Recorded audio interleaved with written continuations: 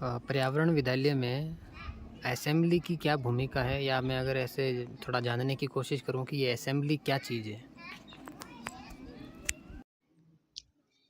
अब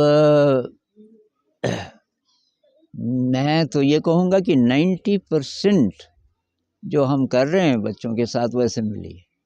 90% जो स्कूल का सबसे महत्वपूर्ण हिस्सा है वो असेंबली है, प्रार्थना सभा सुबह की। और वो इतनी स्पेशल क्यों है, तो मैं बताता हूँ क्या क्या होता है उसमें। तो जब घंटी बजती है असेंबली की, 2 घंटियाँ बजती हैं, एक तो टन टन टन टन, दो दो में। तो वो बताने के लिए कि भाई 15 मिनट बाद अब असेंबली शुरू होने वाली है। 15 मिनट बाद तब टन टन टन टन टन 3 वाली घंटियाँ, तो हम समझ जाते हैं ये असेंबली है। पहले बाहर खड़े होते हैं, बाहर खड़े होकर के हम ध्यान के कुछ अभ्यास करते हैं, जिसमें कि आँखें भी खुली हैं, इंद्रियों की सजगता भी उससे बढ़ती है और वो ध्यान की एक्सरसाइजेज भी हैं। उदाहरण के लिए अपने सांस को महसूस करो, उसके साथ साथ देखो, दृश्य को बहुत ध्यान से देखो, सांस को महसूस करते हुए।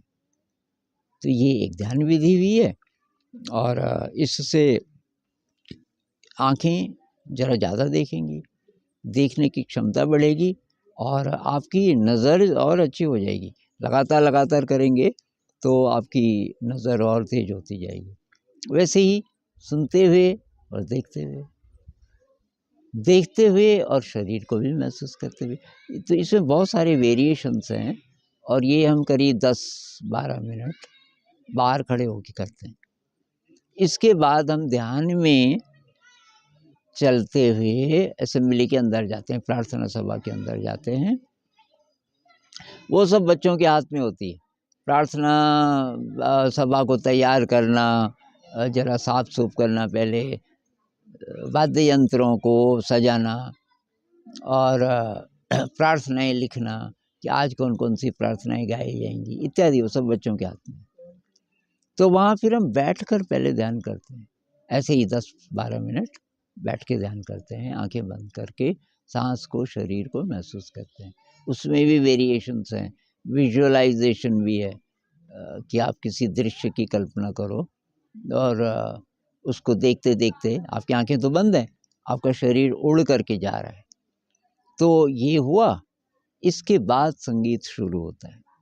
संगीत में कम से कम 3 प्रार्थनाएं तो ज़रूर होती हैं रोज़, और तो लगा लो आप कुल मिला के 35-40 मिनट का संगीत ध्यान मिला के इतना तो हो ही जाता है। कभी कभी असेंबली 1 घंटा भी चलती है।